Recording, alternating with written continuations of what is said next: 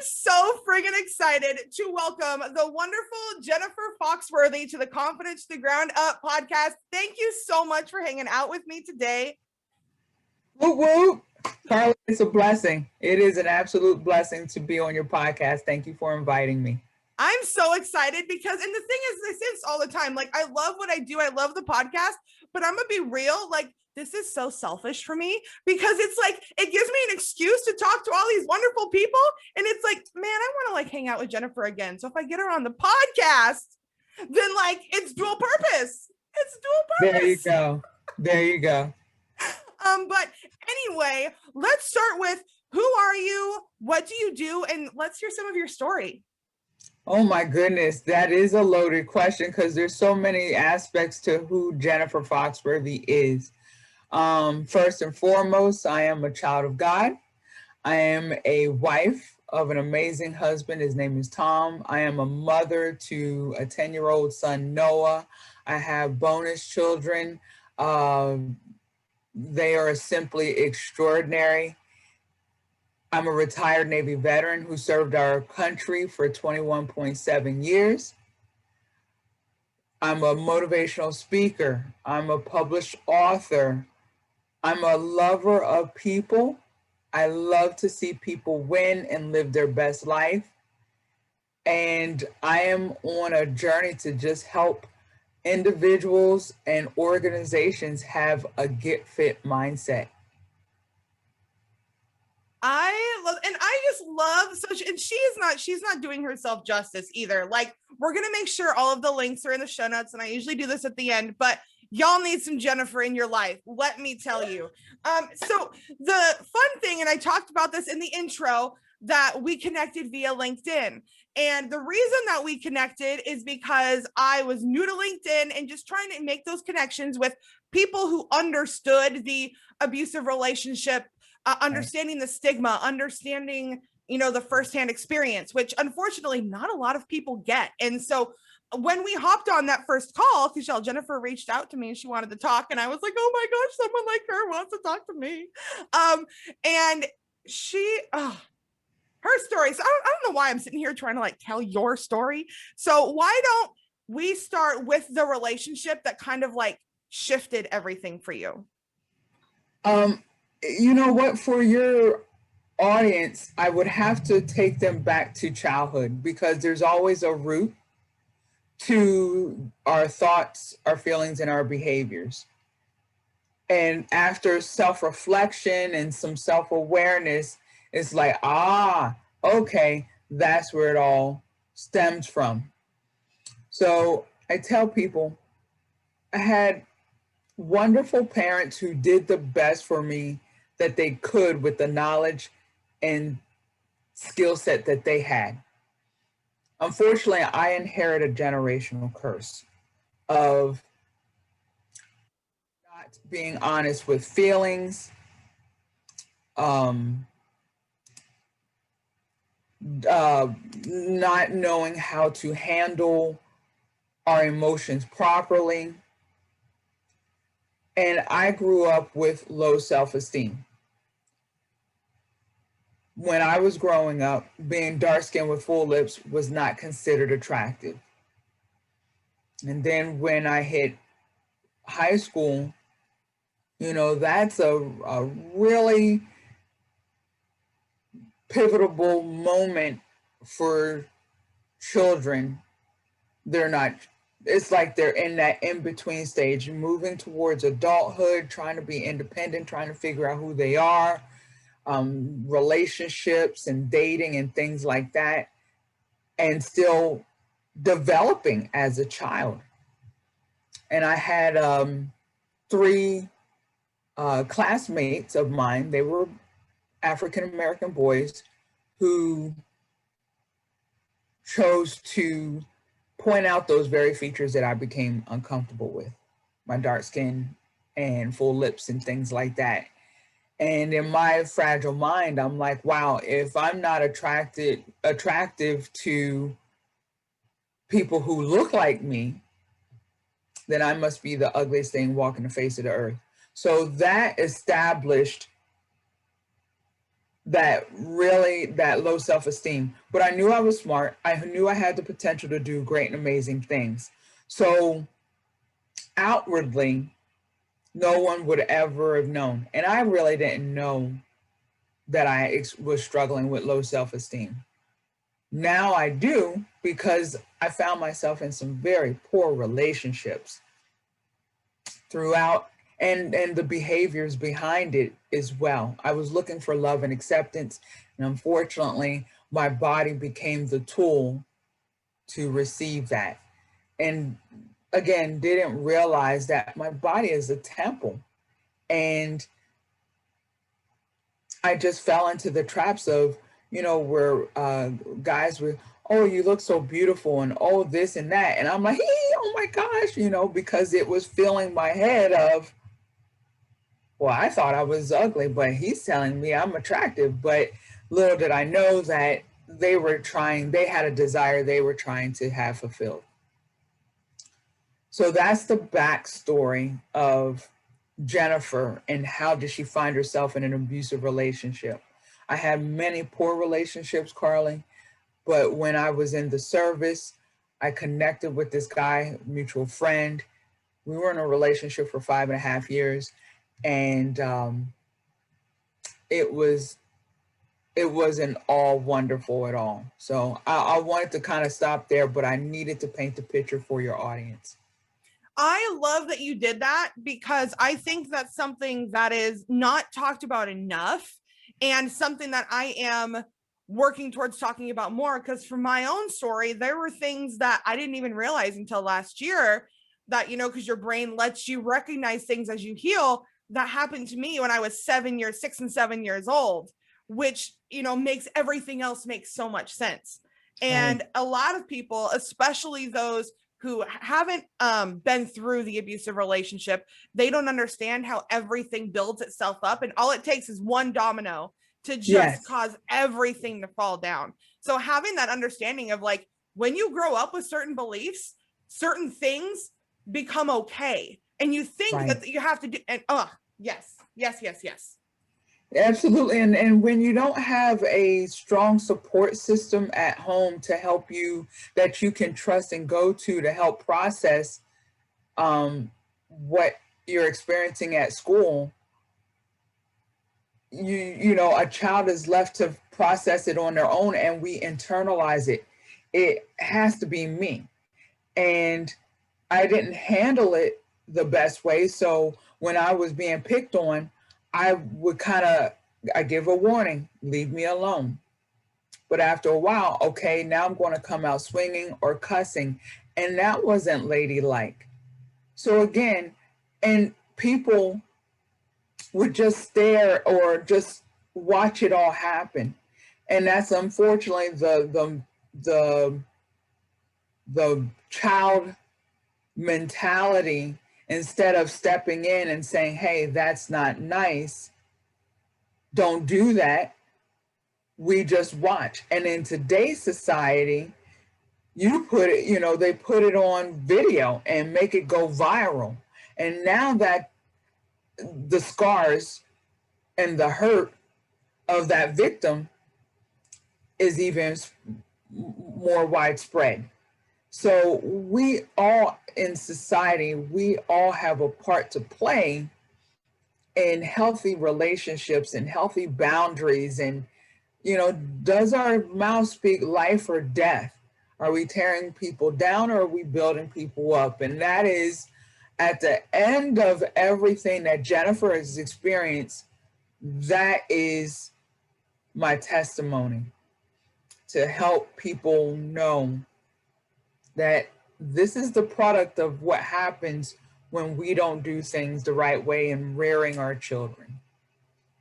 And that, you straight up said it. That is the thing that, okay, I'm gonna have a mini rant moment. I'm not gonna live here, but that is the thing that's not, it's parents get so defensive, and they assume, and I'm not saying that I'm outside, what's the word? I'm not free of this either. I'm guilty of this. I can't think of words today, apparently.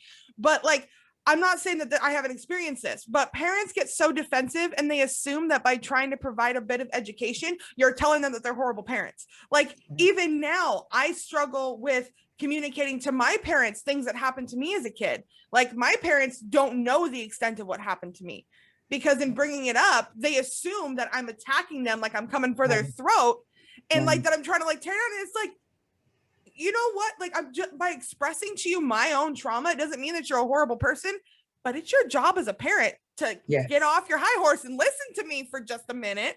Right. And that having this culture, and I feel like we're kind of on the outside of it now, we're on like the last bit of it, but we have this culture of kids are there to be seen and not heard. And when you communicate with the parent, it's almost seen as disrespect, just communicating that you're uncomfortable. And it's like, that's been a big struggle, like raising my son a lot differently than how I was raised. And it's kind of been a point of contention, but it's like, when you don't feel comfortable coming to your parents, you're not going to feel comfortable coming to your parents.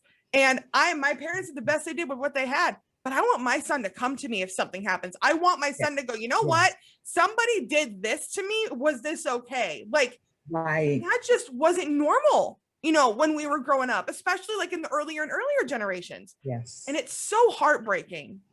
It is. It is. And therefore, the generational torch continues to be passed, like in the Olympics, you know, and this torch is not one to be proud of. And when I trace back the issues my parents had growing up and then their parents, I was like, oh, good gracious, this runs deep. And when we fail to stop that generational curse in its track, it lasts 6 generations at least. 6 generations of foolishness. That's a lot of people. And when you think, when we are not healed, when things are not processed, when we don't recognize the root of the issue, it not only affects us, it affects not only our children, but every relationship that we have personally and professionally. So when we're like, well, when we're struggling at work to be in a team environment or to do what our boss requires or really to put that initiative forward, when we struggle in those areas, it's because of something that isn't processed, that's something going on personally.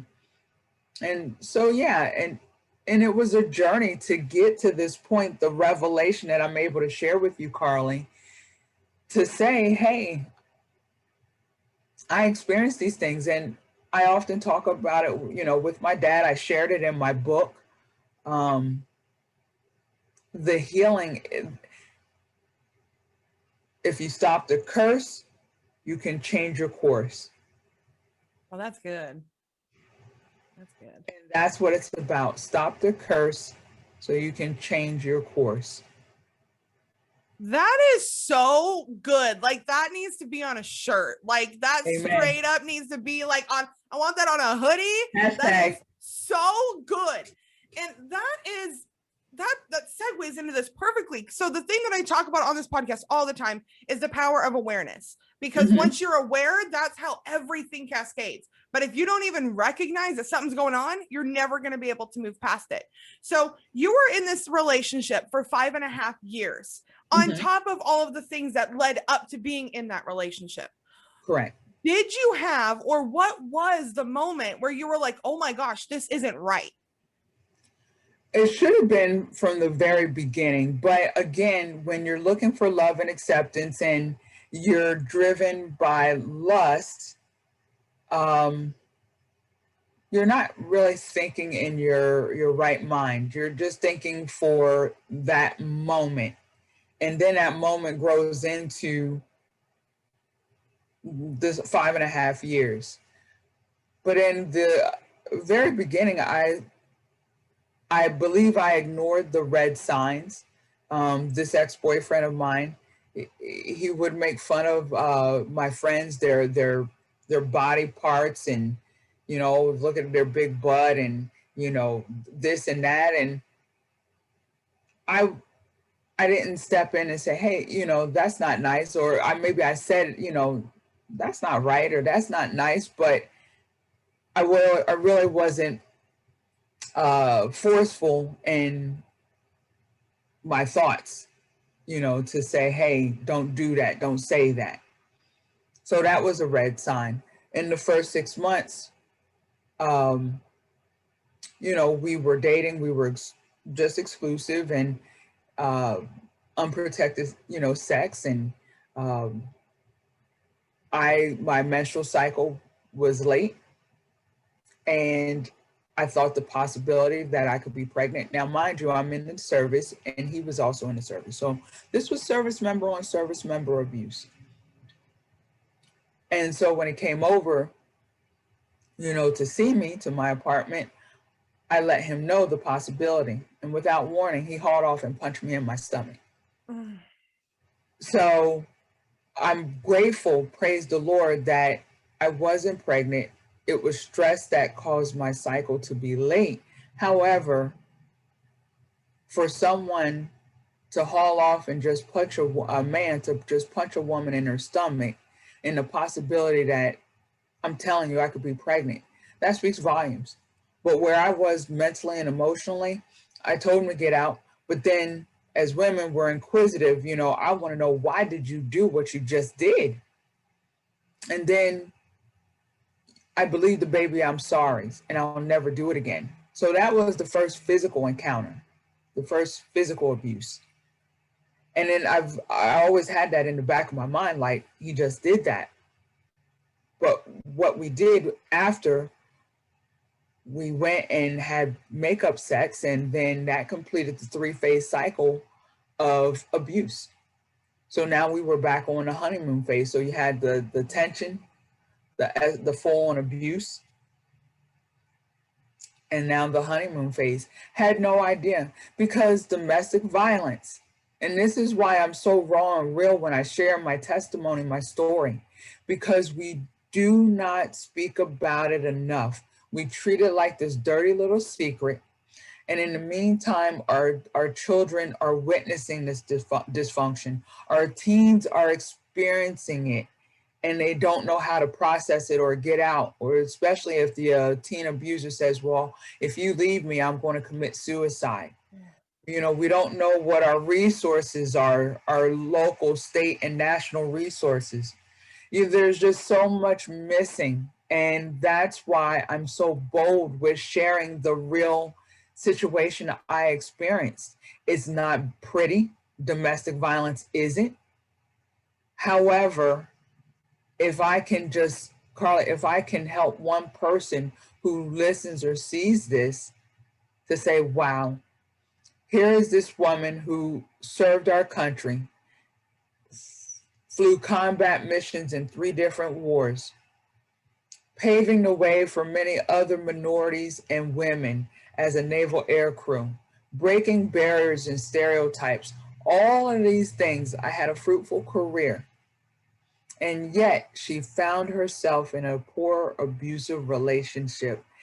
And she stayed and put up with it for 5.5 years. And what I need people to understand is that although there's a pattern of power and control, I did not recognize that pattern because it didn't happen every day or every weekend. There could be a couple weeks or a month that would go by that everything was blissful. And that right there, that's the thing that, like, that right there, I talk about all the time. Because like one of the things that I really want to do is to get into schools and begin to provide education. Because we had 1 day on abusive relationships in high school, 1 day in health. It bled over into 2 because we were finishing a movie. And the only thing we learned about was like, don't let him punch you. And it's like, well, okay, that's great. And yeah, thank you. Like, obvious, duh, I appreciate that. But why am I struggling with my words today? They don't talk about the gaslighting. They don't talk about the manipulation. They don't talk about how they get in your head. Like when you think of an abuser, you think of an old fat dude in a stained wife beater tank top with a bunch of amber bottles in his hand. And it's like, do those abusers exist? Yes, but that's not the reality of every abusive relationship. And it's harmful to think that it is, because there are men and women in uniform that are abusers. There are men and women in law enforcement that are abusers. But we like to think that it's one stereotype of a person. And that's why it all goes. Anyway, I'll put my soapbox back up on the wall, but No, I can. It's the passion that you have because you've experienced it, you've lived it, you're telling it, and it's that passion that we have. We can go on, and it's like we need to save our children. I tell people, and it's in my bio, I use my voice to help others find theirs, because there are so many people who are trapped within themselves, who don't know where to turn to the left or to the right. They don't know who to trust.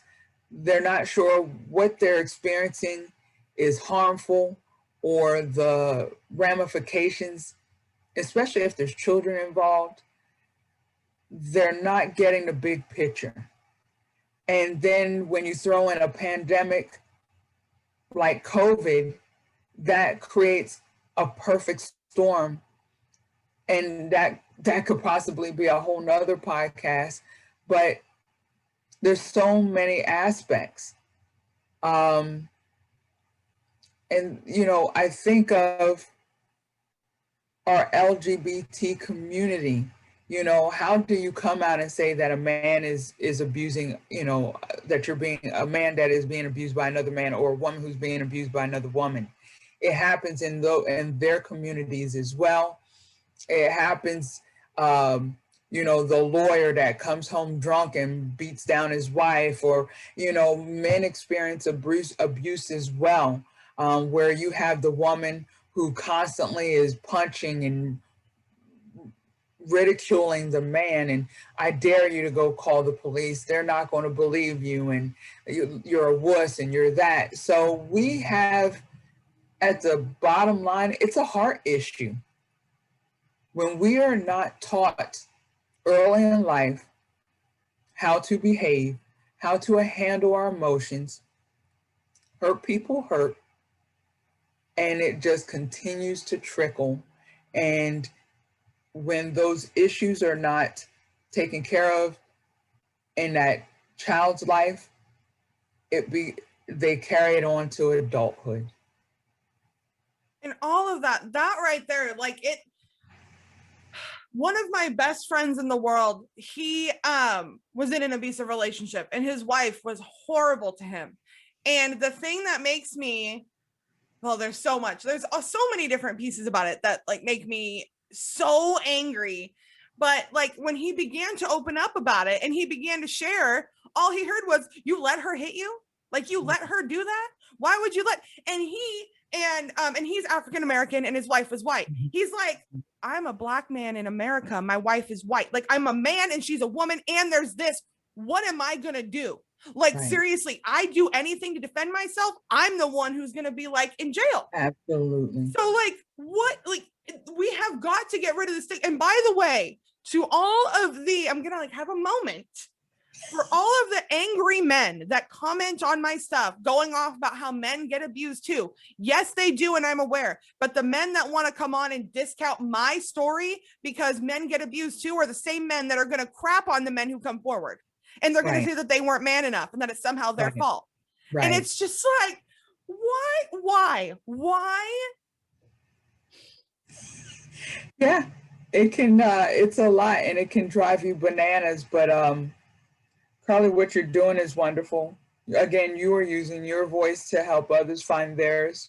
You're educating and encouraging and empowering the masses, by bringing certain people on to share their story, regardless of what it looks like. And we take in those comments, and it's like a funnel, you take in what's beneficial, and you let what is trash or not beneficial, continue to go down the drain. Yep, I'm working on it. Like I'm learning to love the block button. And y'all, there is no shame in that block button. Amen. You don't have to argue your point, because I have learned that if I'm talking to a wall, there's no point. Like if Amen. someone is not receptive, I'm not wasting my energy. I'm peacing out. But anyway, sorry, got on my little tangent there. But now I gotta like pull myself back. Train of thoughts here. What would be your advice to someone who is thinking, you know what, I think I'm in an abusive relationship? What do you suggest? Like, what are your tips or just encouragement? What would you say? Well, domestic violence is about power and control. So if you are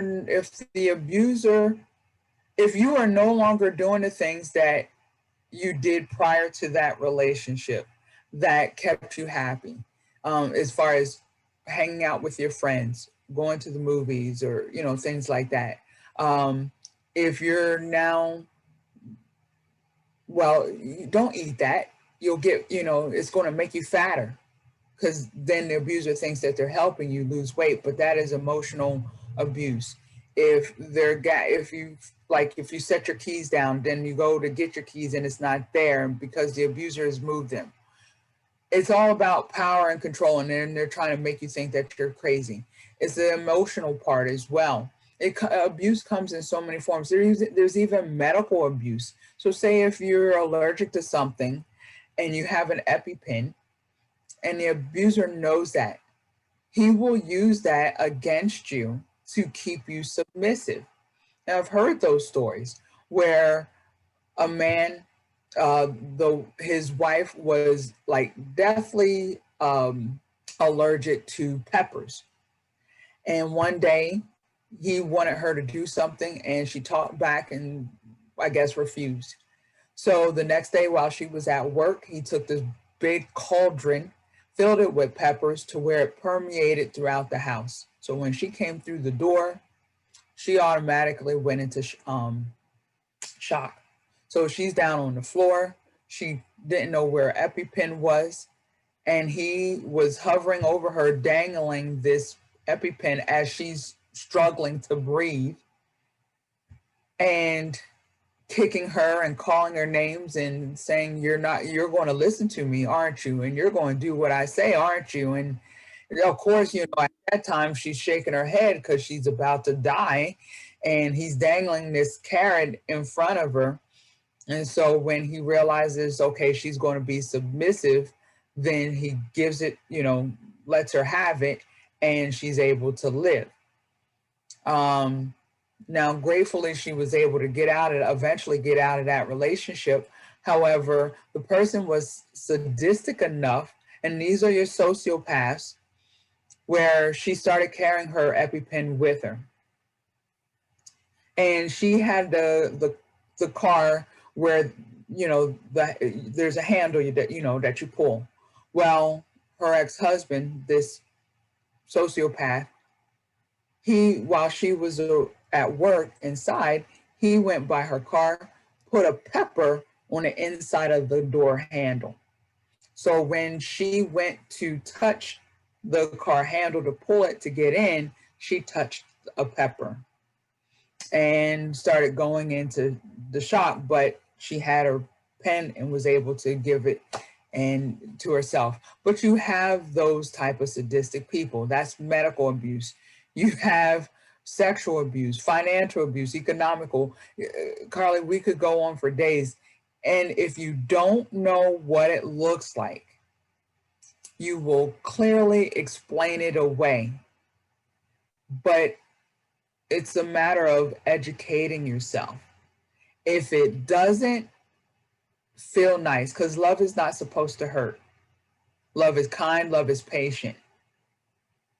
If it doesn't fit those things, then you are in an abusive relationship. If you are being isolated from your family and friends, you are in an abusive relationship. If you are being ridiculed about what you're wearing and encouraged to dress another way, you are in an abusive relationship. If you used to paint your nails, now they're plain because that makes that abuser feel better.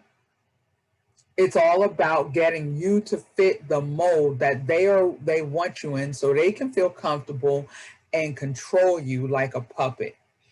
And sometimes that, if you're not compliant, then they use the physical method to beat that fear into you and tell you you are no good, you are dumb, you are ignorant, nobody's going to love you the way I love you, nobody's going to want you, look at you, you're fat, you're ugly, you're this, you're that. It's because they are insecure in themselves, and by them being insecure in themselves, if they can tear their significant other down, then it builds them up. So it's all about that disparity of, I'm up here, you're down here, you will be submissive. Because I love you, I'm only telling you these things because I love you. But no, that's not the case whatsoever. So those are just a few tips and examples of abuse, and to get help. And it's not easy, and especially if you have children. But when victims allow their children to stay in those, to witness that child will grow up to be one of four things.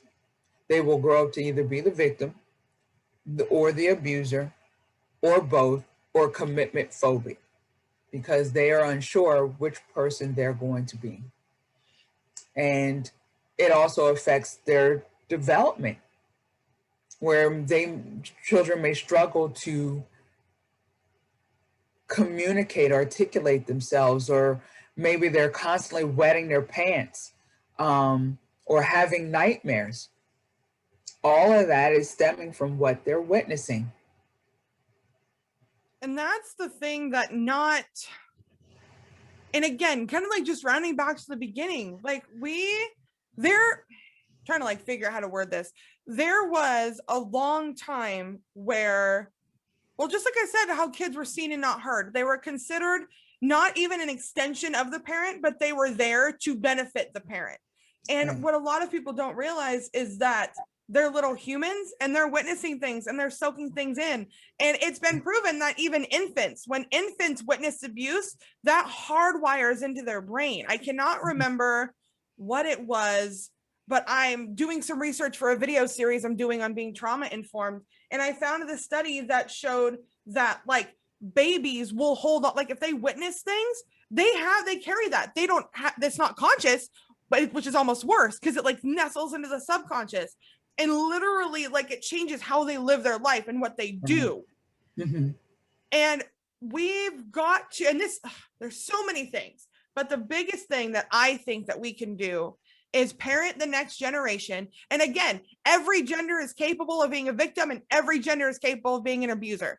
But a majority of the time, it's usually especially because of the power, that men are typically stronger than women. Men are the abusers. And I wholeheartedly believe that this stems from the fact that they were told, don't show emotion. You are supposed to be in control. You're not going to take it. They were probably beat by their dad. They may have witnessed their dad beat their mom. They were taught that they had to be strong. They couldn't process their emotions. And the only way to be an authority was to be a physical, aggressive authority. Right. And if we start teaching little boys that they're allowed to be nurturing, that they are allowed to communicate, and dear God, please let your little boys cry. Like, don't tell them to shut up. Just let them cry. What's the worst that could happen? They become emotionally intelligent. They're able to communicate. What? Exactly. Absolutely. And that's why it's so important for women who were victims to process what they experience and heal. And especially if they have, because they set the example. If they have a daughter, and if they don't take that journey, what they are teaching their daughter is that it's, in order to receive love, it has to come in a form that is harmful. And you stay because it's the right thing to do, to have that perception that you're a put together couple or family. And, you know, that messes with a young girl's psyche. What you're then telling the little boy is, this is how you get people to listen to you, by aggressiveness and by force and using your mouth to demean and condemn and everything else. My son is 10 years old. It was important. At the time, obviously I didn't have children because it was an ex-boyfriend, but I knew that I wanted to eventually have children. And it was important for me to become whole again and to put myself together, because I didn't want that dysfunction to bleed on my child, because they don't deserve that. And the next man that I let in my life, my husband now, he deserves a whole wife and not somebody who's so shattered, who's constantly, where are you going? Do you love me? How do I look? You know, because if I'm insecure in myself, now I'm bleeding that into our relationship. So it was extremely important for me to become whole and healthy, so that way I can be a better example to my son of what healthy boundaries look like, what effective communication sounds like and looks like, how to handle your emotions, how to articulate it. It's okay to cry, and just have that conversation. And so my son, he is seeing mommy and daddy. We are a healthy couple, a relationship. He may have his adversity as he gets older, but hopefully he will come back and be like, wow, this is what my example was when growing up. And we have to get out of that mindset. See, Karleigh, I grew up where, you know, sticks and stones may break my bones, but names will never hurt me. That's a daggone lie. And then the love punch, or the love tap. You know, if a little boy, he sees a girl, he'll pull the hair or knock their books out their hand or push or shove her until she falls on the ground. And you got the teachers or the parents, the adults around looking at this behavior. And then as the little girl is crying, that adult says, "Oh, honey, it's okay. He didn't mean anything by it. He likes you. That was just a love tap." What the message we just sent that young girl is, this is what love looks like, that it's abusive, that it's aggressive, and that's acceptable. And when we don't confront that young boy that what his actions were unacceptable, we are giving him a green light to continue to do so. That this is how I make people submit and like me and love me. And that we don't understand that we are setting a trap, that love tap becomes a love punch. That everything right there. Like, dear Lord, like the whole phrase "boys will be boys" has grated on my nerves since I was a kid. And I, for one, am not the one to be like, well, that's just the way it is. I drove everyone crazy because I was like, why?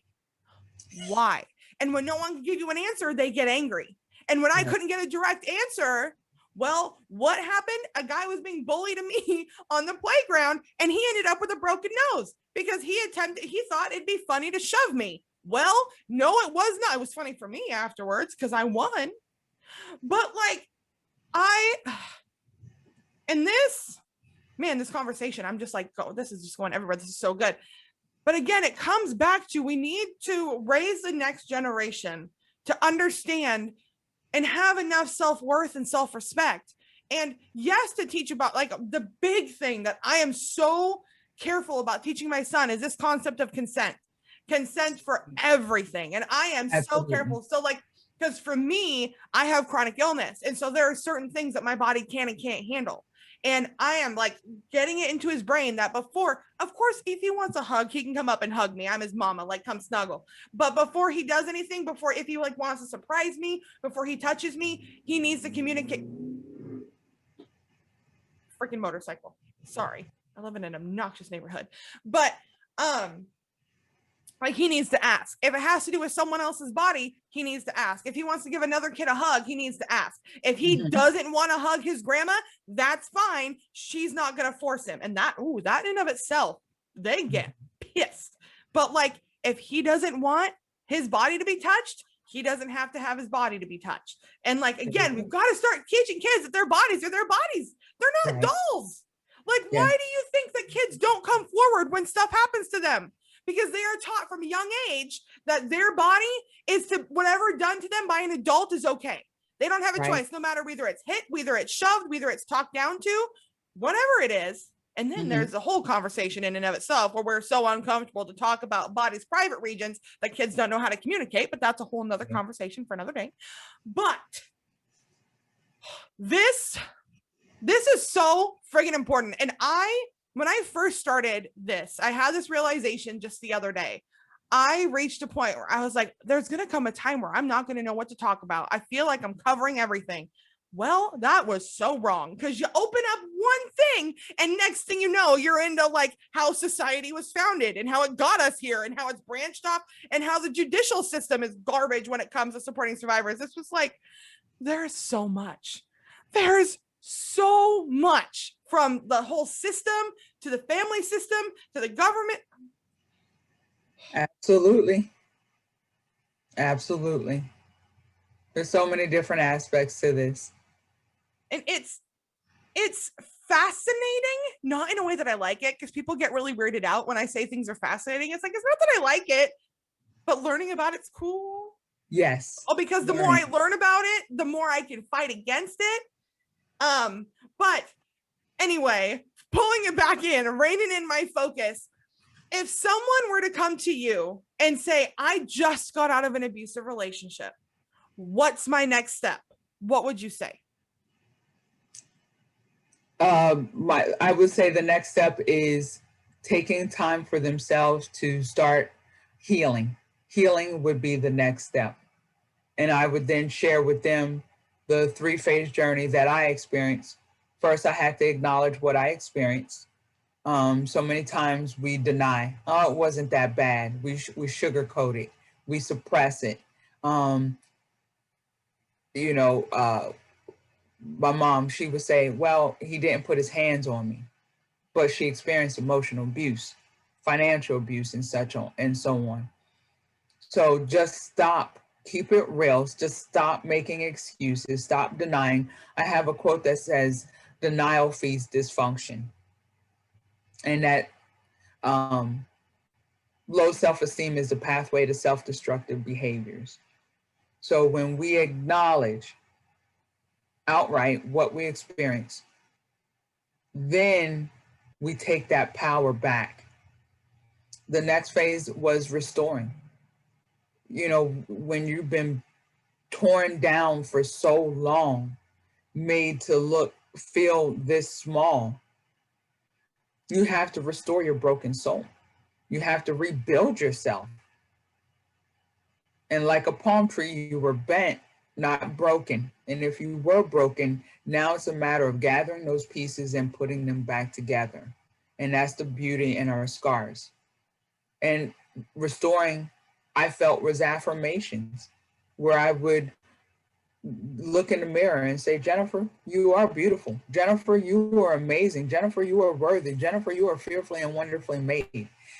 When no one else will pour into you and build you up, that's when you have to look yourself in the mirror and build yourself up, and to say, I am enough. That person, that was their problem, their issues, and to not take that on. No longer. You are reclaiming your power. And then the last phase was forgiveness.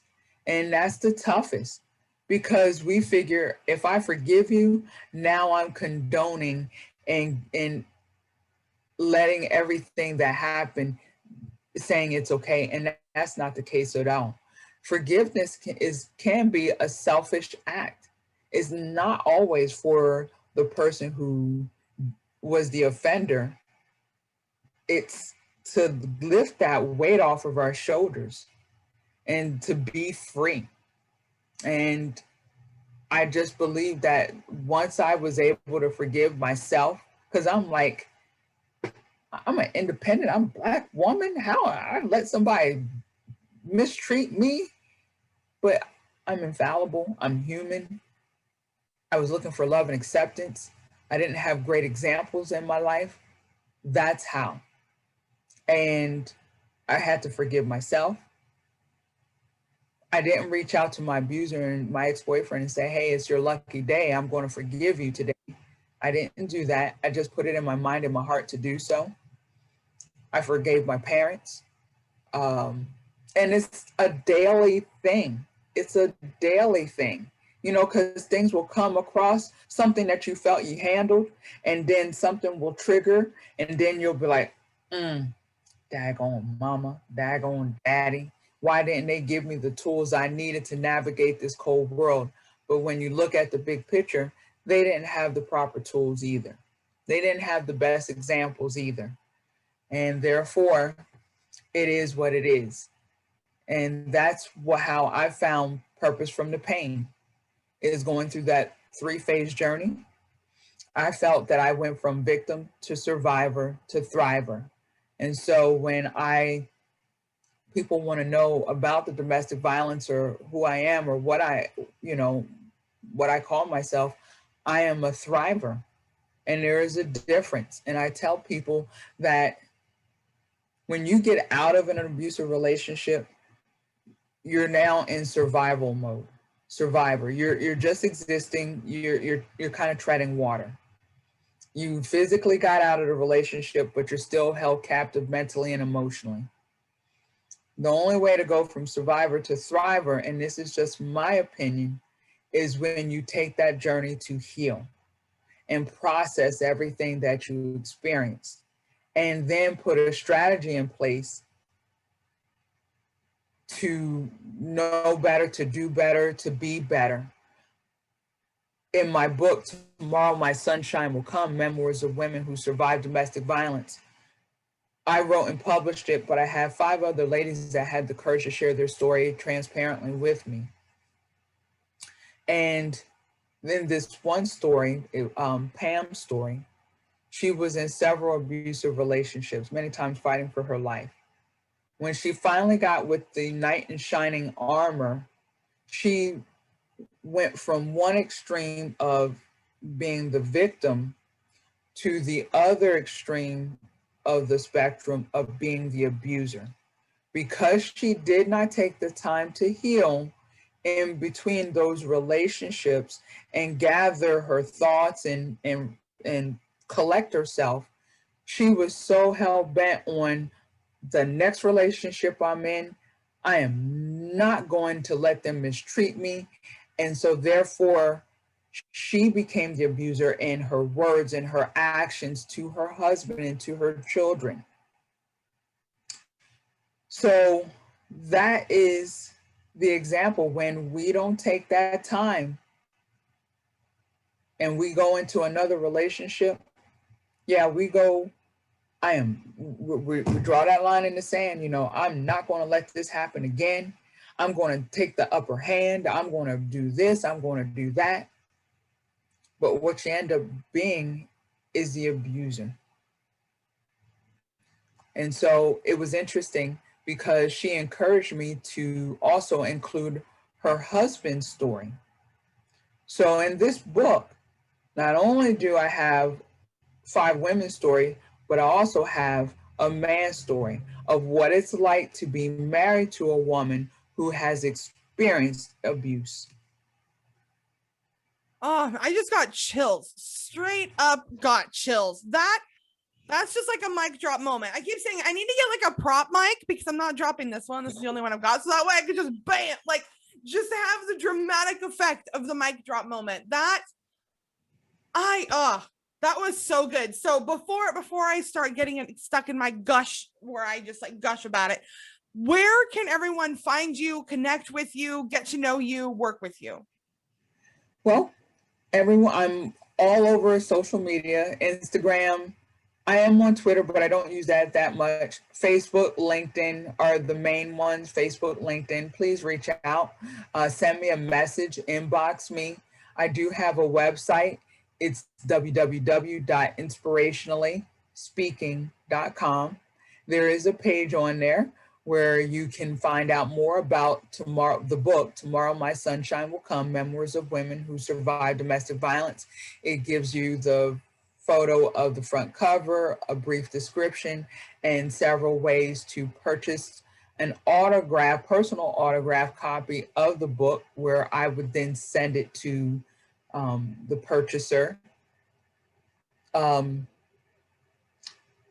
You can Google me, Jennifer Foxworthy. So I'm all over. And what also, even though domestic violence is one of my #1 sought after topics as a motivational speaker, I speak on other things as well, such as self-awareness, team building, self-care, and such. But I also have a nonprofit. So I'm a dual business owner.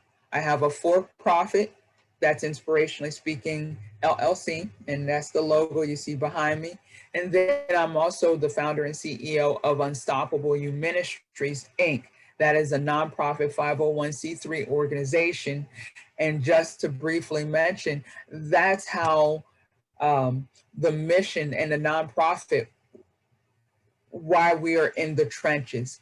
So our mission is to provide emergency services, public education and training, as well as supportive resources to the community at large, but especially to individuals and families who've been affected by domestic violence, human trafficking, and homelessness. And that's in itself a whole different category or topic, because one person can experience all three. So that's my situation. God allowed my testimony and my passion, that purpose, to bubble up and to create 2 businesses to help people in a variety of ways. You are the most. Oh, and side note too, I attended an Unstoppable You conference. Highly recommend for just about everybody. From that conference, I actually ended up connecting with Candace Perot, and she's been a guest on my podcast. I found her at Unstoppable You, the conference, and now me and her are working together on some things. So y'all, you need some Jennifer in your life. Like, let me tell you, she's gonna change it. So all of those links are going to be in the show notes. Don't be shy. Get on there. Send her a DM. Seriously, she is the most kind soul. She's not one of those people that are like, oh, DM me, and then never answers. Like, no, you're going to thank me later. Just do it. Jennifer, thank you so much for your time today. Thank you so much for being willing to jump on. I appreciate you so much. You are so welcome, beloved. I love and appreciate you. You are doing phenomenal things. I love following you on LinkedIn and reading your posts, your articles. You are spot on. I love your heart, and you're so beautiful. I'm just cheering you on, sis. I'm cheering you on. And it was an honor to be interviewed by you. And I pray that this episode blesses someone, and that they've learned something just a little bit more about domestic violence and the origins and how to heal. Yeah, that's like, what do I say after that? Like there's nothing there. I can't say. Thank you so much, Jennifer. I love and appreciate you. And I'm so grateful for LinkedIn, so grateful for social media. Amen, amen, amen. Keep doing amazing things. And I'm here for your audience.